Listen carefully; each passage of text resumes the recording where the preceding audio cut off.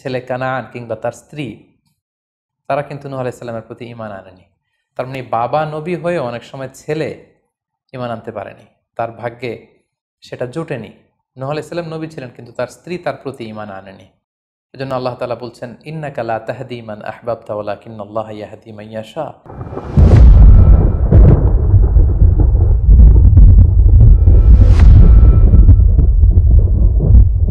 আসসালামু আলাইকুম ওয়া রাহমাতুল্লাহি ওয়া বারাকাতুহু। নাহমাদুহু ওয়া নুসাল্লি আলা রাসূলিহিল কারীম। আম্মা বা'দু ফাআউযু বিল্লাহি মিনাশ শাইতানির রাজীম। বিসমিল্লাহির রহমানির রহিম। নূহ আলাইহিস সালাম আউয়ালু রাসূলিন বুইসা ইলা আহলিল আরদ। সাইয়েদনা আদম আলাইহিস সালাম এবং ইদ্রিস আলাইহিস সালামের পরে আল্লাহ তাআলা নূহ আলাইহিস সালামকে পৃথিবীর সর্বপ্রথম রাসূল করে এই পৃথিবীতে প্রেরণ করেছেন। এবং আল্লাহ তাআলা ওনাকে বলেছেন আবদান শাকুরা, মানে হচ্ছে অ্যান অবিডিয়েন্ট সার্ভেন্ট অফ আল্লাহ। আল্লাহ তাআলার একজন কৃতজ্ঞ বান্দা হিসেবে আল্লাহ তাআলা কালামুল্লাহ মাজিদে নূহ আলাইহিস সালামকে এই উপাধি দিয়েছিলেন। পাশাপাশি তিনি হচ্ছেন উলুল আজমি মিনার রসুল, অর্থাৎ 5 জন নবীকে আল্লাহ তাআলা কুরআনুল কারীমে দৃঢ় প্রত্যয়ী বা দৃঢ়চেতা রাসূল হিসেবে ঘোষণা করেছেন। নূহ আলাইহিস সালাম হচ্ছেন তাদের মধ্য থেকে অন্যতম। সাউদার্ন ইরাকের একটি শহরে, যেটি কুফা শহরের নিকটবর্তী একটি শহর, এমন একটি শহরে আল্লাহ তাআলা নূহ আলাইহিস সালামকে নবী হিসেবে প্রেরণ করেছিলেন। সাইয়েদনা আদম আলাইহিস সালাম থেকে শুরু করে নূহ আলাইহিস সালাম পর্যন্ত টানা 1000 বছর পর্যন্ত পৃথিবীতে শিরকের সূচনা বা উৎপত্তি হয়নি। বেসিকলি নূহ আলাইহিস সালামের জামানাতেই এই পৃথিবীতে সর্বপ্রথম শিরকের সূচনা হয়েছিল। ইবলিস শয়তান সর্বপ্রথম নূহ আলাইহিস সালামের জামানার যে কওমের লোকেরা, তাদের কাছে শিরকের ইন্ট্রোডিউস করেছিল। তাদের সময়ে 5 জন আল্লাহওয়ালা ব্যক্তি ছিল। তাদের ইন্তেকালের পরে শয়তান সেই জনগোষ্ঠীর লোকদের কাছে এসে বলল, তোমরা এই সমস্ত কি ইবাদত করছো? তোমাদের পূর্বপুরুষেরা যেমনভাবে আল্লাহ তাআলার কাছে ইবাদত করে নিজেদেরকে সঁপে দিয়েছিল, তার সামনে তো তোমাদের ইবাদত কিছুই নয়। তোমরা একটা কাজ করো, তোমাদের 5 জন আধ্যাত্মিক পুরুষ বা আল্লাহর প্রিয় বান্দাদের 5টি মূর্তি তৈরি করে তোমরা তোমাদের ইবাদতগাহের পাশে রাখো। ফলে তাদের চেহারা দেখলে তাদের বেশি বেশি ইবাদতের কথা তোমাদের স্মরণ হবে এবং তোমরা আল্লাহ তাআলার ইবাদত করার ব্যাপারে বেশি আগ্রহী হবে। তারা এই শয়তানের মুখরোচক চমৎকার এই কথা শুনে তাদের শ্রেষ্ঠ 5 জন সন্তান বা আল্লাহওয়ালা 5 জন ব্যক্তির 5টি মূর্তি তৈরি করে তাদের ইবাদত গাহের ভেতরে তারা স্থাপন করলো। এবং আসলেই তারা যখন এই 5 জন ব্যক্তিদের মূর্তির দিকে তাকাতো, তাদের আল্লাহ তাআলার ইবাদতের কথা তাদের স্মরণ হতো, ফলে তারা আল্লাহ তাআলার বেশি বেশি ইবাদত করতে লাগলো। এই জেনারেশন এভাবেই বেশি বেশি আল্লাহ তাআলার ইবাদতের মধ্য দিয়ে তারা পার করতে লাগলো। কিন্তু পরবর্তী জেনারেশন যখন আসলো, শয়তান তাদের কাছে এমনভাবে কুমন্ত্রণা বা টেম্পটেশন দিল, ফলে ওই প্রজন্ম তারা আল্লাহ তাআলার এক আল্লাহর ইবাদতকে ভুলে গিয়ে এই 5 জন শ্রেষ্ঠ আল্লাহর ওয়ালির মূর্তির সামনে দাঁড়িয়ে সেখানেই তারা মানত করতে শুরু করলো এবং এক আল্লাহর ইবাদত বাদ দিয়ে সেই মূর্তিগুলোর ইবাদত শুরু করে দিল। এভাবেই সাইয়েদনা নূহ আলাইহিস সালামের জামানাতে সর্বপ্রথম শিরকের সূচনা হয়। পবিত্র কালামুল্লাহ মাজিদে আল্লাহ তাআলা এই ঘটনাটি এভাবে উল্লেখ করেছেন যে নূহ আলাইহিস সালামের জামানায় যারা নেতৃত্ব স্থানীয় ছিল, তারা সাধারণ লোকদেরকে উদ্দেশ্য করে বলতো, ওয়াকালু লা তাযারুন্না আলিহাতাকুম ওয়ালা তাযারুন্না ওয়াদ্দান ওয়ালা সুওয়াআ ওয়ালা ইয়াগুসা ওয়া ইয়াউকা ওয়া নাসরা। অর্থাৎ আমাদের যে 5 জন বিখ্যাত ব্যক্তি, তাদের নাম ছিল ওয়াদ্দান, সুওয়াআন, ইয়াগুস, ইয়াউক এবং নাসর। তোমরা এদের ইবাদত ছেড়ে দিও না, বরং তোমরা এদের উপাসনা করতে থাকো।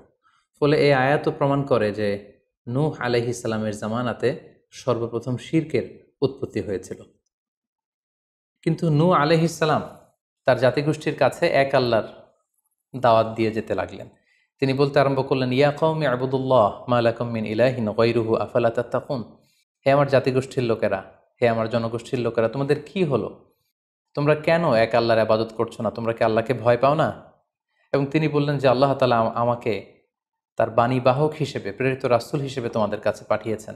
এই যে আমি তোমাদেরকে তাওহীদের বা এক আল্লাহর ইবাদতের দিকে দাওয়াত দিচ্ছি, এজন্য তো আমি কোনো পারিশ্রমিক তোমাদের কাছে চাচ্ছি না, বরং তোমরা যেভাবে শিরক করে যাচ্ছ, এক আল্লাহ ছাড়া মূর্তির পূজা করে যাচ্ছ, ইন্নী আখাফু আলাইকুম আযাব ইয়াউমিন আযীম, আমি তোমাদের উপর কঠিনতম আযাব আসার আশঙ্কা করছি। সো তোমরা শিরক ছেড়ে দিয়ে, মূর্তি পূজা ছেড়ে দিয়ে, পৌত্তলিকতা ছেড়ে দিয়ে এক আল্লাহ তাআলার ইবাদতের দিকে ফিরে আসো। নূহ আলাইহিস সালাম যখন তার জাতিগোষ্ঠীর লোকদের কাছে তাওহীদের দাওয়াত বা এক আল্লাহর ইবাদতের দাওয়াত দেয়া শুরু করলেন, তার জাতির লোকেরা, তার কওমের লোকেরা নানা ধরনের টাল বাহানা, অজুহাত এবং বিভিন্ন ধরনের যুক্তি তারা স্থাপন করতে শুরু করলো। তাদের প্রথম যুক্তি ছিল যে, হে নূহ, কেন আমরা তোমার দাওয়াতে সাড়া দেব? কারণ সমাজের নিম্ন শ্রেণীর লোকেরা হচ্ছে তোমার অনুসারী। আরাযিলুনা বাদিয়ার রাই ওয়ামা নারাকা ইত্তাবাআকা ইল্লাল্লাযীনা হুম আরাযিলুনা বাদিয়ার রাই। কারণ আমরা দেখতে পাচ্ছি সমাজের লো ক্লাসের যারা লোকজন, নিম্ন শ্রেণীর লোকজন, নিম্ন পেশার লোকজন, এরাই হচ্ছে তোমার ফলোয়ার। তোমরা আগে এই সমস্ত লোকদেরকে তোমার আশপাশ থেকে সরাও, তখন আমরা তোমার এ দাওয়াতকে গ্রহণ করব। তাদের আরও একটি যুক্তি ছিল যে, তুমি এই নিম্ন শ্রেণীর লোকদেরকে নিয়ে সমাজে ইনফ্লুয়েন্সিয়াল হতে চাচ্ছ। ইয়াতাফাদ্দালু আলাইকুম, এই নূহ হচ্ছে জেলে সমাজ, কৃষক সমাজ, এই সমস্ত নিম্ন শ্রেণীর লোকদেরকে নিয়ে এই সমাজের মধ্যে একটা ইনফ্লুয়েন্স ক্রিয়েট করে সে আমাদের উপর সুপিরিয়র হতে চাইছে। এটা ছিল তাদের আরেকটা যুক্তি। তারা আরও বলতো যে, আগে যদি এই নিম্ন শ্রেণীর লোকদেরকে তোমার কাছ থেকে তুমি তাড়িয়ে দাও, তাহলে আমরা তোমার উপর বিশ্বাস স্থাপন করতে পারি। নূহ আলাইহিস সালামের এই কথার জবাবে তিনি বলেছিলেন, ওমা আনা বিতারিদিল্লাযীনা আমানু, অর্থাৎ যারা আল্লাহ তাআলার উপর বিশ্বাস স্থাপন করেছে, যদিও তারা নিম্ন শ্রেণীর হয়ে থাকে, কি করে আমি তাদেরকে তাড়িয়ে দিতে পারি? তাদের আরও একটি যুক্তি ছিল যে, তুমি আমাদের মতো মানুষ, দেখতে তো তুমি আমাদের মতো মানুষ, তুমি খাচ্ছ, দাচ্ছ, ঘুমাচ্ছ, ঘুরে বেড়াচ্ছ, বাজারে যাচ্ছ, ক্রয় বিক্রয় করছো, আমাদের মতো মানুষ হয়ে তুমি কেমন করে রাসূল হতে পারো? তুমি যে রাসূল, কি করে আমরা বিশ্বাস করব? কেন আকাশ থেকে ফেরেশতারা এসে বলে দিয়ে যায় না যে তুমি রাসূল? তাহলে তো আমরা ফেরেশতাদেরকে দেখলে আমরা আস্থা পেতে পারি এবং নিশ্চিত হতে পারি যে আসলেই তুমি আল্লাহর পাঠানো রাসূল। এবং তারা পাশাপাশি আরও বলতো যে, আমাদের পূর্বপুরুষরা তো এই সমস্ত মূর্তিরই পূজা করেছে, তাহলে কি তুমি বলতে চাইছো এরা ভ্রান্ত ছিল? সর্বশেষে তারা বলতে আরম্ভ করলো যে, নূহ, তুমি হচ্ছে মিথ্যাবাদী, পাগল এবং ভ্রান্ত, আমরা আমাদের অবস্থানে অটল থাকব। এভাবে সাইয়েদনা নূহ আলাইহিস সালামের তাওহীদের যে দাওয়াত তিনি তার সমাজে ছড়িয়ে দিচ্ছিলেন, তারা ডিরেক্টলি এই একত্ববাদের দাওয়াতকে তারা প্রত্যাখ্যান করলো, রিজেক্ট করলো। কিন্তু নূহ আলাইহিস সালাম তিনি হাল ছাড়েননি। তিনি টানা 950 বছর তার জাতিগোষ্ঠীর লোকদের কাছে তিনি এক আল্লাহর দাওয়াত দিয়ে যেতে লাগলেন। কালামুল্লাহ মাজিদ আমাদেরকে জানাচ্ছে, ওয়ালাকাদ আরসালনা নূহান ইলা কওমিহি ফালাবিসা ফীহিম আলফা সানাতিন ইল্লা 50 আমা। তিনি 1 বছর, 2 বছর, 10 বছর, 20 বছর নয়, টানা 950 বছর তিনি লাগাতার কন্টিনিউয়াসলি তার কওমের লোকদের কাছে তিনি এই তাওহীদের দাওয়াত দিয়ে যেতে লাগলেন। এবং তিনি দিন রাতকে এক করে টায়ারলেসলি, রেস্টলেসলি তিনি তার জাতিগোষ্ঠীর কাছে এই একই দাওয়াত দিতে লাগলেন। তিনি বলছেন যে, রব্বি ইন্নী দাআউতু কওমি লাইলা ওয়া নাহারা, হে আল্লাহ, দিন রাত তো আমি চেষ্টা করে গেলাম, তাদেরকে তাওহীদের দাওয়াত দিলাম, কিন্তু তারা আমার কথা শুনছে না। ওয়া ইন্নী কুল্লামা দাআউতুহুম লিতাগফিরা লাহুম জাআলু আসাবিআহুম ফি আযানিহিম। এর মানে হচ্ছে, আল্লাহ, আমি যখনই তাদেরকে দাওয়াত দিতাম, তারা তাদের আঙ্গুলগুলো তাদের কানের ভেতরে ঢুকিয়ে রাখতো, যাতে করে আমার তাওহীদের কথা তাদের শুনতে না হয়। এবং ওয়াস্তাগশাউ সিয়াবাহুম ওয়া আসররু ওয়াস্তাকবারু ইস্তিকবারা, তারা আমাকে দেখলেই চাদর দিয়ে তাদের মুখ পেঁচিয়ে রাখতো, যাতে করে আমার কথাগুলো তারা শুনতে না পায়। সুম্মা ইন্নী দাআউতুহুম জিহারা, আমি, নূহ আলাইহিস সালাম বললেন, আল্লাহ, আমি দাওয়াতি কাজ করার কোনো মাধ্যমই তো বাকি রাখিনি। আমি প্রথমে পার্সন টু পার্সন আমি প্রাইভেটলি দাওয়াত দিতাম। এটা যখন তারা অস্বীকার করলো, আমি তখন পাবলিক দাওয়াত দেওয়া শুরু করলাম। আমি তাদের বড় গ্যাদারিংসে, বিভিন্ন ফেস্টিভ্যালে যে তাদেরকে এই দাওয়াতের কথা শোনালাম, কিন্তু তারা প্রত্যাখ্যান করেছে। সুম্মা ইন্নী আ'লানতু লাহুম ওয়া আসরারতু লাহুম ইসরারা, অর্থাৎ এই আয়াত থেকে বোঝা যাচ্ছে যে নূহ আলাইহিস সালাম দাওয়াত দেয়ার বা বাণী বাহকের যে কাজ, এই গুরুদায়িত্ব পালনে কোনো ধরনের প্রক্রিয়া তিনি বাদ রাখেননি। তিনি দিনে রাতে, তিনি প্রাইভেটলি, তিনি পাবলিকলি, তিনি উৎসাহ প্রদানের মাধ্যমে, জান্নাতের সুসংবাদ দেওয়ার মাধ্যমে, কিংবা জাহান্নামের ভয় দেখানোর মাধ্যমে নানাভাবে তার জাতিগোষ্ঠীর কাছে আখেরাতের কথা, আখেরাতে আল্লাহ তাআলার সুপ্রিম কোর্টের কাঠগড়ায় দাঁড়িয়ে জবাবদিহিতার কথা, এক আল্লাহর একত্ববাদের কথা, এ দাওয়াতগুলো তিনি দিয়ে গিয়েছেন। কিন্তু অধিকাংশ ক্ষেত্রেই এবং অধিকাংশ লোকগুলোই নূহ আলাইহিস সালামের এই তাওহীদের দাওয়াতকে প্রত্যাখ্যান করেছিল এবং রিজেক্ট করেছিল। এভাবে নূহ আলাইহিস সালাম যখন দাওয়াত দিয়ে যেতে লাগলেন, তার কওমের লোকদের মধ্য থেকে ফাইনাল যে রেসপন্সটি এসেছিল সেটি হচ্ছে, ক্বালু লা ইন লাম তানতাহি ইয়া নূহ লা তাকুনান্না মিনাল মারজুমিন। হে নূহ, অনেক হয়েছে, এবার তুমি থামো। তুমি যদি এই দাওয়াত দেয়া বন্ধ না করো, তাহলে আমরা তোমাকে স্টোনিং করে, পাথর মেরে, প্রস্তর নিক্ষেপ করে দুনিয়া থেকে বিদায় করে দিব। এবং তারা এও বলল যে, ক্বালু ইয়া নূহ ক্বাদ জাদালতানা ফাআকসারতা জিদালানা। অনেক হয়েছে, তুমি অনেক আর্গুমেন্ট আমাদের সাথে দিয়েছ, অনেক তর্ক বিতর্ক তোমার সাথে হয়েছে, এবার থামো। ফাআতিনা বিমা তাইদুনা ইন কুনতা মিনাস সাদিকিন। তুমি যে আযাবের ভয় দেখাচ্ছ, পারলে সেটা দেখাও। তুমি আমাদেরকে বলছো যে আমরা যদি এক আল্লাহর ইবাদত না করি, আমরা যদি পৌত্তলিকতা না ছাড়ি, তাহলে আল্লাহ তাআলা আযাব দিয়ে আমাদেরকে ধ্বংস করে দিবে। পারলে সেই ধ্বংসলীলা তুমি আমাদের সামনে নিয়ে আসো, পারলে সেই শাস্তি দেখাও, তুমি যদি সত্যবাদী হয়ে থাকো। এবার নূহ আলাইহিস সালাম তাদের এ ধরনের অ্যাটিটিউড দেখে অনেকটা হতাশ হলেন। তিনি তাদের কাছে কোনো প্রতিদান চাইছেন না, তাদের কল্যাণের জন্যই, তাদেরকে জাহান্নামের আগুন থেকে বাঁচার জন্যই তিনি 950 বছর ডেডিকেট করে দিলেন তাদের দাওয়াতি কাজে। কিন্তু তারা যখন এই দাওয়াতি কাজে সাড়া দিচ্ছে না, অবশেষে হতাশ হয়ে নূহ আলাইহিস সালাম আল্লাহকে দোয়া করলেন, আল্লাহ ফাফতাহ বাইনি ওয়া বাইনাহুম ফাতহান। আমি আর পারছি না, আপনি এবার এসপার ওসপার করে দিন, আপনি একটা ফায়সালা করে দিন। অবশেষে তিনি বদদোয়া করে বসলেন, তাদের উপর অভিশাপ দিয়ে ফেললেন, কার্ডস করে বসলেন। তিনি বললেন, রাব্বি লা তাযার আলাল আরদি মিনাল কাফিরিনা দাইয়ারা। হে আল্লাহ, আপনি এমন আযাব পাঠান, আযাব দিয়ে আপনি কাফিরদের আন্ডা বাচ্চা কাউকে আপনি অবশিষ্ট রাখবেন না। পুরো কাফির সমাজ, মুশরিক সমাজকে আপনি আযাব দিয়ে ধ্বংস করে দেন। যদি আপনি তাদেরকে বাঁচিয়ে রাখেন, তাহলে তারা বিশ্বাসীদেরকেও সংক্রামিত করবে এবং তাদের অনাগত প্রজন্ম তারা পাপাচারী হয়ে এই পৃথিবীতে তারা ফাসাদ সৃষ্টি করবে। নূহ আলাইহিস সালাম যখন এরকম বদদোয়া করলেন, আল্লাহ তাআলা নূহ আলাইহিস সালামের এই অভিশাপ বা বদদোয়াকে কবুল করলেন এবং তিনি নূহ আলাইহিস সালামকে জানিয়ে দিলেন, নূহ, তোমার কথা মতো আমি এবার এটার একটা শেষ দেখে ছাড়বো এবং আমি পৃথিবীতে আযাব পাঠাবো। সে আযাবটি হচ্ছে ভয়ঙ্কর ধরনের বন্যা হয়ে যাবে গোটা পৃথিবীতে, মহাপ্লাবন ঘটবে। সো সে প্লাবন থেকে বাঁচার জন্য ওয়াসনাইল ফুলকা বিআইউনিনা ওয়া ওয়াহিনা, অর্থাৎ হে নূহ, তুমি আমার গাইডেন্স বা আমার পাঠানো দিক নির্দেশনা অনুযায়ী তুমি বিশাল একটি নৌকা বানাও বা কিস্তি বানাও বা বিশাল একটি জলতরী বা নৌযান বানাও, যাতে করে এই মহাপ্লাবন থেকে বাঁচার জন্য তুমি বিশ্বাসীদেরকে নিয়ে এই নৌযানে, এই কিস্তিতে, জাহাজে বা এই জলতরীতে, এই নৌকাতে তোমরা আশ্রয় নিতে পারো। আল্লাহ তাআলার পক্ষ থেকে এই আদেশ যখন আসলো, সাইয়েদনা নূহ আলাইহিস সালাম বিশ্বাসীদেরকে নিয়ে বিশাল এক জলতরী বা নৌকা বা বিশাল এক জাহাজ তিনি তৈরি করলেন। নূহ আলাইহিস সালামের কওমের মুশরিক লোকেরা যখন এই জাহাজ বা নৌকা বানাতে দেখলো, তারা হাসাহাসি শুরু করে দিল। কোরআন বলছে, ওয়া কুল্লামা মাররা আলাইহি মালাউম মিন কওমিহি সাখিরু মিন। তারা যখনই নৌকা বানানো, এই কিস্তি বানানো, এই বিশাল জলতরী বানাতে দেখলো, তারা ঠাট্টা বিদ্রুপ করলো। তারা বলল, নূহ, এই মরুভূমির মাঝখানে কোথায় তুমি এই নৌকা চড়াবে? তোমরা যেহেতু নৌকা বানাচ্ছ, পারলে একটা সাগরও বানিয়ে নাও, যাতে করে তোমাদের এই নৌকাকে, এই জাহাজকে তোমরা ভাসাতে পারো। সাইয়েদনা নূহ আলাইহিস সালাম এবং বিশ্বাসীরা আল্লাহ তাআলার উপর অটল থেকে আল্লাহ তাআলার দেয়া দিক নির্দেশনা অনুযায়ী তারা বিশাল নৌকা তৈরি করে ফেললেন। এ পর্যায়ে আল্লাহ তাআলা নূহ আলাইহিস সালামকে জানালেন যে, মহাপ্লাবনের জন্য নূহ তুমি অপেক্ষা করতে থাকো এবং এই প্লাবনটা হবে 40 দিন লম্বা, 40 days long, and the entire world will be drastically flooded. গোটা বিশ্বের এমন কোনো জায়গা থাকবে না, আনাচে কানাচে গোটা বিশ্বটা এই মহাপ্লাবনের আওতায় এসে পৃথিবীর সব প্রাণীগুলো মারা যাবে। সো তুমি কি করে বুঝবে যে আমি কখন এই মহাপ্লাবন পৃথিবীতে দিচ্ছি?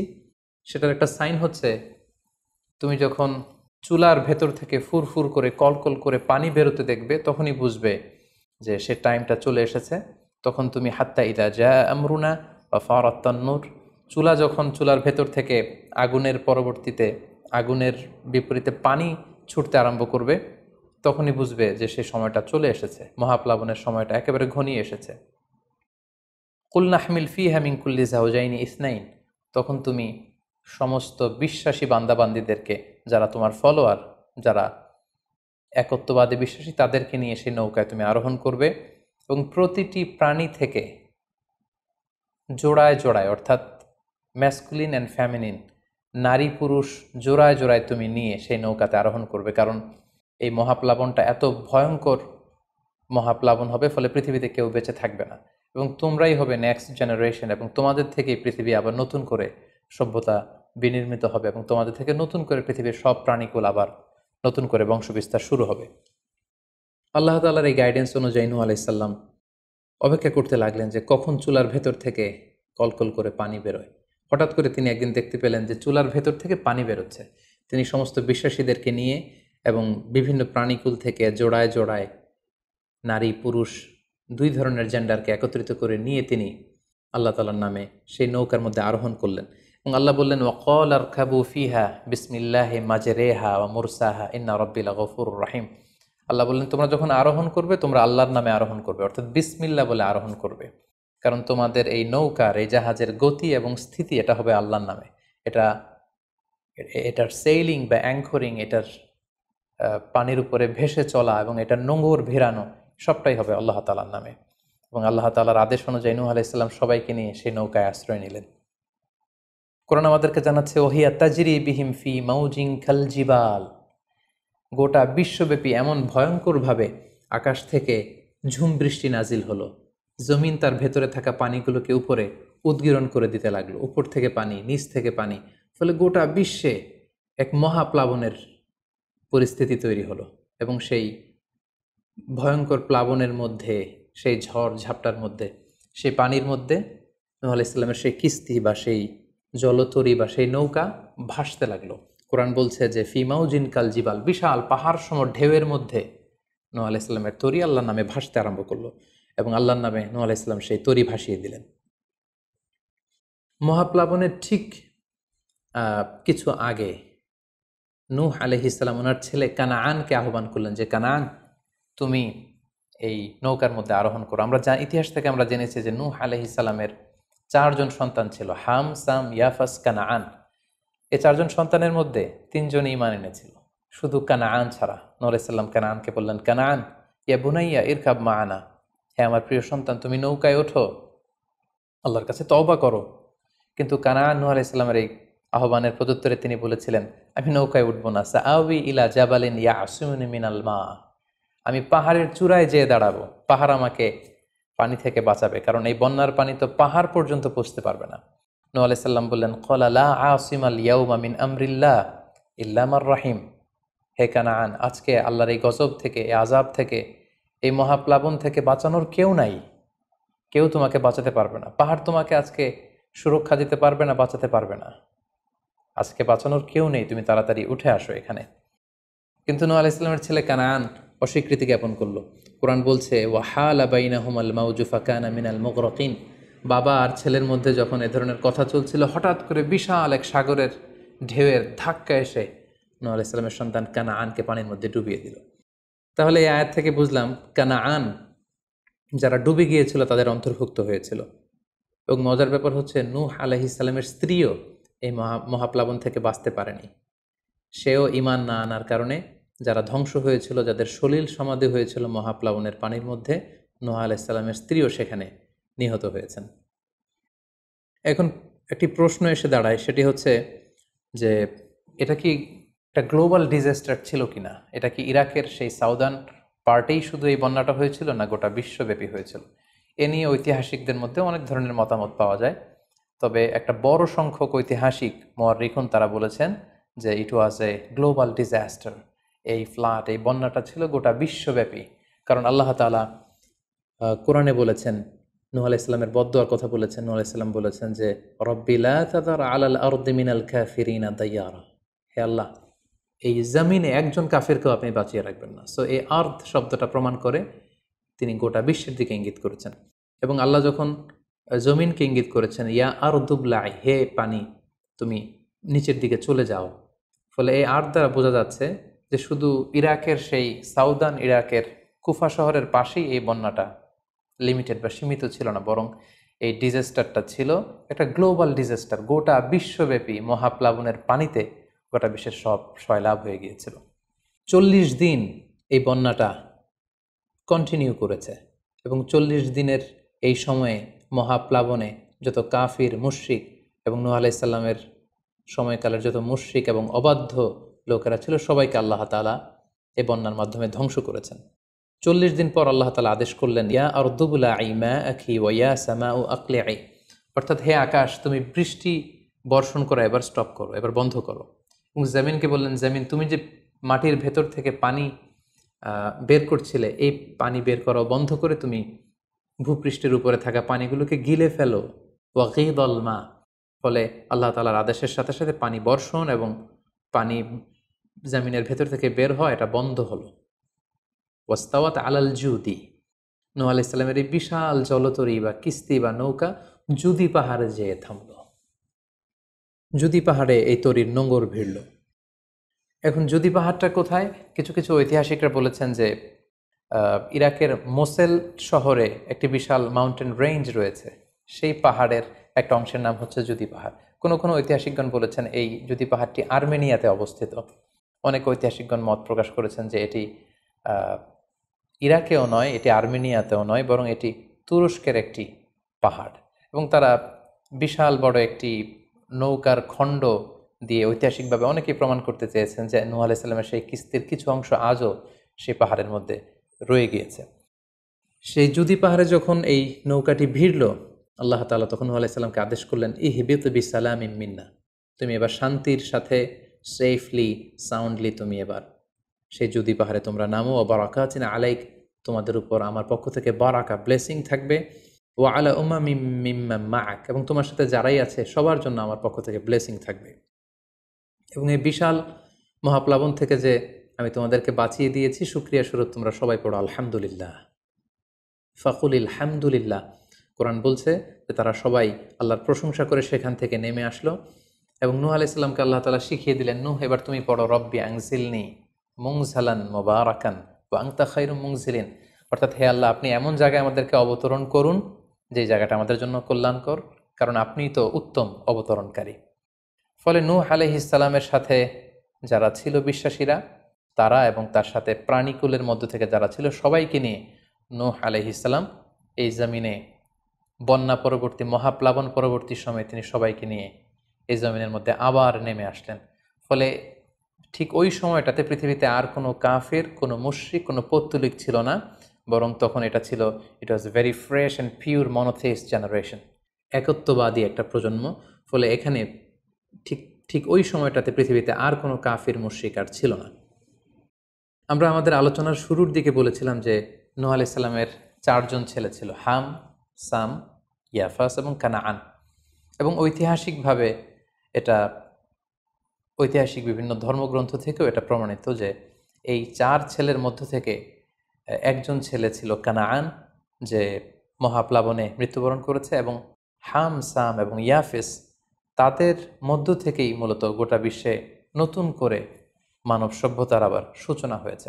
নূহ আলাইহিস সালামের ছেলে হাম, তিনি আফ্রিকাতে তার পরিবার নিয়ে বসবাস শুরু করেন, এবং ওনার ছেলে সাম, যেখান থেকে সেমাইটিক শব্দটি আমরা বলে থাকি, ওনার ছেলে সাম তার আত্মীয় স্বজন এবং তার বংশধরদেরকে নিয়ে ধীরে ধীরে মধ্যপ্রাচ্য বা দূরপ্রাচ্যের এই এরিয়াতে পরবর্তীতে তারা বসবাস শুরু করেন। এবং ওনার ছেলে ইয়াফেস বর্তমান যে চীন বা তার আশেপাশের যে এরিয়াগুলো আছে সেখানে বসবাস শুরু করেন, এবং সেখান থেকেই মানব ইতিহাস আবার নতুন করে তার পথ চলা শুরু করলো, এবং গোটা বিশ্বে বাচ্চা রিজালান কাসীরা ওয়া নিসা, অনেক নারী পুরো গোটা বিশ্বে সেখান থেকে আবার ছড়িয়ে পড়তে আরম্ভ করলো। এভাবেই নূহ আলাইহিস সালাম একত্ববাদের দাওয়াত দিয়ে নিরলস প্রচেষ্টা করে ওনার জীবনকে তিনি অতিবাহিত করেছেন। সাইয়েদনা নূহ আলাইহিস সালাম ওনার ইন্তেকালের পরে ওনাকে কোথায় কবর দেওয়া হয়েছে এ নিয়ে 2টি মত পাওয়া যায়। প্রথম মত অনুযায়ী ওনাকে মক্কাতে কবরস্থ করা হয়েছে, আরেকটি মত অনুযায়ী লেবাননের কার্ক নামে একটি এরিয়াতে জাবালে দীর, সেই দীর মাউন্টেনের পাশে সাইয়েদনা নূহ আলাইহিস সালামকে কবরস্থ করা হয়েছে। সম্মানিত শুধু এই ছিল নূহ আলাইহিস সালামের সংক্ষিপ্ত, বর্ণাঢ্য এবং সংগ্রামী জীবন কাহিনী।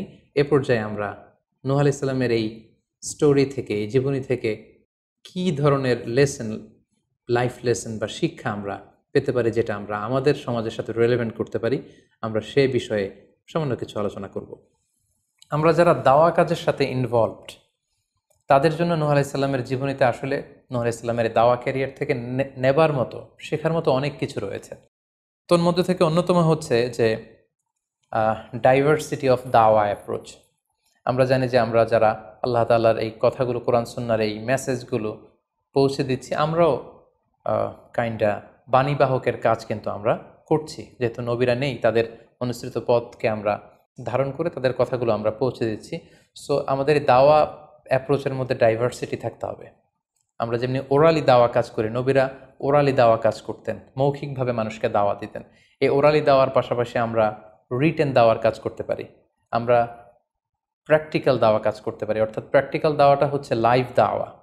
আমার কথা দেখে, আমার আচরণ দেখে, আমার ডিলিংস দেখে মানুষ ইসলামের সৌন্দর্যের প্রতি আকৃষ্ট হবে, এবং এটা খুবই ফলপ্রসূ একটা দাওয়া সিস্টেম। সো আমরা যদি নূহ আলাইহিস সালামের জীবনের দিকে তাকাই, তাহলে দেখব উনি অনেকভাবে এই দাওয়া কাজ করেছেন। উনি প্রথম পার্সন টু পার্সন টার্গেট করে তাকে একা একা বোঝাতেন। এটা যখন কাজ না করতো, প্রাইভেট দাওয়া থেকে উনি পরে সুইচ করলেন পাবলিক দাওয়াতে। কোরআন আমাদেরকে জানিয়েছে যে তার কওমের বিভিন্ন ফেস্টিভ্যালগুলোতে, সেখানকার বিভিন্ন পাবলিক গ্যাদারিংসগুলোতে, সেখানকার বিভিন্ন ক্লাবগুলোতে তিনি যে এক আল্লাহর দাওয়া তিনি সেখানে পেশ করেছেন। পাশাপাশি নূহ আলাইহিস সালাম তার সময়ের সম্ভ্রান্ত ব্যক্তিবর্গ যারা, তাদেরকে স্পেশালি তিনি দাওয়া কাজের আওতায় নিয়ে এসেছেন। এলিট সোসাইটি যারা, আমরা যদি আল্লাহ রাসূল সাল্লাল্লাহু আলাইহি ওয়াসাল্লামের দাওয়া অ্যাক্টিভিটির দিকে তাকাই, তাহলে দেখব যে উনিও কিন্তু সানাদিদে কোরাইশের যারা লিডার শ্রেণী ছিল, গণ্যমান্য ব্যক্তিবর্গ ছিল, তাদেরকে তিনি স্পেশালি দাওয়া কাজ করতেন তাদের সাথে। কারণ আমরা জানি যে একটা সমাজের লিডার যদি ইসলামের পথে আসে, ফলে তার যে লক্ষ লক্ষ ফলোয়ার থাকবে, তারাও তার দ্বারা ইনফ্লুয়েন্স হয়ে তারাও ইসলামের পথে চলে আসবে। এবং আল্লাহ রাসূল সাল্লাল্লাহু আলাইহি ওয়াসাল্লামের জীবনীতে আমরা দেখেছি যে কোনো গোষ্ঠীর বা কোনো কওমের বা কোনো ট্রাইবের গোত্র প্রধান যখন কালিমা পড়ে মুসলমান হয়েছে, তার দেখা দেখি গোত্রের সকল নারী পুরুষ তারাও মুসলমান হয়ে গেছে। দাওয়া কাজ আঞ্জাম দেওয়ার ক্ষেত্রে যারা এলিট সোসাইটি বা সমাজের গণ্যমান্য ব্যক্তিবর্গ যারা থাকবে, তাদেরকে দাওয়া দেওয়ার ক্ষেত্রে আমাদেরকে স্পেশাল এফোর্ট দিতে হবে। কারণ তাদেরকে যদি আমরা ইসলামের পক্ষে, সত্যের পক্ষে কনভিন্সড করতে পারি, ফলে তারা সমাজের আরও অনেক লোককে ইনফ্লুয়েন্স করে ইসলামের সুশীতল বাণীর ভেতরে নিয়ে আসতে পারবে। তো এর মানে এই নয় যারা নিম্ন শ্রেণীর বা যারা সমাজের মধ্যবিত্ত বা নিম্ন মধ্যবিত্ত যে ফ্যামিলিগুলো রয়েছে বা যে সমস্ত লোকজন রয়েছে, তাদেরকে আমরা গুরুত্ব দিব না, ব্যাপারটি এমন নয়। বরং নূহ আলাইহিস সালামের ঘটনা থেকে আমরা বুঝতে পারছি যে একটা হচ্ছে মাস পিপুলদের জন্য দাওয়া, আর একটি হচ্ছে যারা সমাজের উচ্চ শ্রেণী তাদের জন্য স্পেশালি কিছু টাইম স্পেন্ড করা, তাদেরকে আলাদাভাবে দাওয়া দেওয়া, এবং অথবা তাদের উপযোগী করে দাওয়া অ্যাক্টিভিটি তাদের কাছে যদি আমরা প্রেজেন্টেশন করতে পারি, তাহলে নিঃসন্দেহে তারাও ইসলামের সৌন্দর্যের দ্বারা আকৃষ্ট হবে। নূহ আলাইহিস সালামের এই জীবন কাহিনী থেকে আমরা আরও একটি বিষয় শিখতে পারি, সেটি হচ্ছে দাওয়া কাজে কখনো হতাশ হওয়া যাবে না, নিরাশ হওয়া যাবে না, এবং হাল ছাড়া যাবে না, বরং ভরসা রাখতে হবে আল্লাহর উপর। কারণ আমরা কয় বছর দাওয়া কাজ করে যাচ্ছি, আমরা কতটুকু এফোর্ট দিয়েছি, আমরা কতটুকু টাইম স্পেন্ড করেছি, আমরা কতটুকু স্যাক্রিফাইস করেছি। আমরা যদি নূহ আলাইহিস সালামের জীবনের দিকে তাকাই, তাহলে দেখব যে তিনি টানা 950 বছর টানা লাগাতার তিনি তার জাতিগোষ্ঠীর কাছে দাওয়াতি কাজ করেছেন, কিন্তু তিনি নিরাশ হননি, হতাশ হননি, হাল ছেড়ে দেননি, তিনি ভরসা রেখেছিলেন আল্লাহ তাআলার উপর। সো আমরা যারা দাওয়া কাজ করছি, আমরা ইনস্ট্যান্ট ফলাফলের জন্য যেন বসে না থাকি, আমরা আমাদের দায়িত্বটুকু পালন করব। নূহ আলাইহিস সালামের এই স্টোরি থেকে আমরা আরও একটি বিষয় শিখতে পারি, সেটা হচ্ছে আমাদের কাজ হচ্ছে ইফোর্ট দেয়া, বাট এটার কমপ্লিশন, এটার রেজাল্ট আসবে আল্লাহ তাআলার পক্ষ থেকে। আরবিতে বলা হয় যে আস-সা'য়ু মিন্না ওয়াল ইতমামু মিনাল্লাহ, প্রচেষ্টা করার মালিক আমরা, সফলতা দেওয়ার মালিক হচ্ছেন আল্লাহ। আমি অনেক দাওয়াতি কাজ করছি, কিন্তু আমার দাওয়াতি কাজে কেউ সাড়া দিচ্ছে না, কেউ রেসপন্স করছে না, আমার দাওয়াতি কাজে কেউ ইসলামের প্রতি আকৃষ্ট হচ্ছে না, ইট ডাজন্ট মিন দ্যাট আমি একজন ব্যর্থ দায়ী, না, এটা কখনোই না। বরং আমি সিনসিয়ারিটির সাথে আমার সর্বোচ্চ প্রচেষ্টাটুকুন আমি করছি কিনা, সেটাই হচ্ছে দেখার বিষয়। আমার কত ফলোয়ার, আমার ডাকে কত মানুষ সাড়া দিল, এটা দেখার বিষয় না, বরং আমি আমার রোলটা প্লে করতে পারছি কিনা সিনসিয়ারিটির সাথে, এটা হচ্ছে দেখার বিষয়। এর কারণ হচ্ছে আল্লাহর হাবিব সাল্লাল্লাহু আলাইহি ওয়াসাল্লাম বলেছেন, কিয়ামতের দিন অনেক নবী দাঁড়াবে যাদের ফলোয়ার হচ্ছে হাতে গোনা অল্প কয়েকজন, মানে অল্প কয়েকজন ঈমান এনেছিল। পৃথিবীতে অনেক নবী ছিল, তারা কিয়ামতের দিন দাঁড়াবে, তার বিশ্বাসী উম্মতের সংখ্যা হচ্ছে মাত্র 2 জন।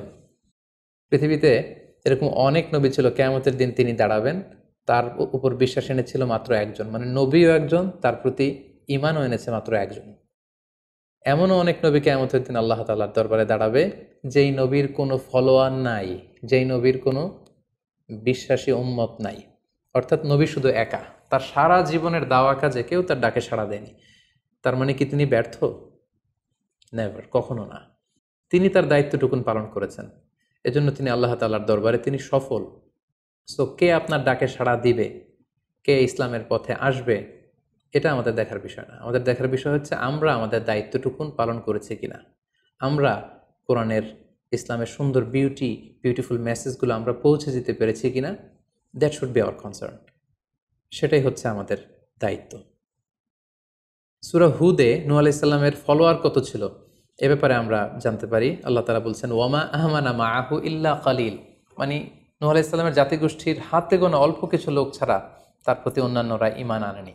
এই অল্প কিছু লোক, তাদের সংখ্যা কত? তাফসির ইবনে কাসিরে এসেছে, সাইয়েদনা ইবনে আব্বাস বলেন যে কানু সামানিনা নাফসান মিনহুম নিসাউহুম, নারী পুরুষ মিলিয়ে 80 জন। Could you imagine that?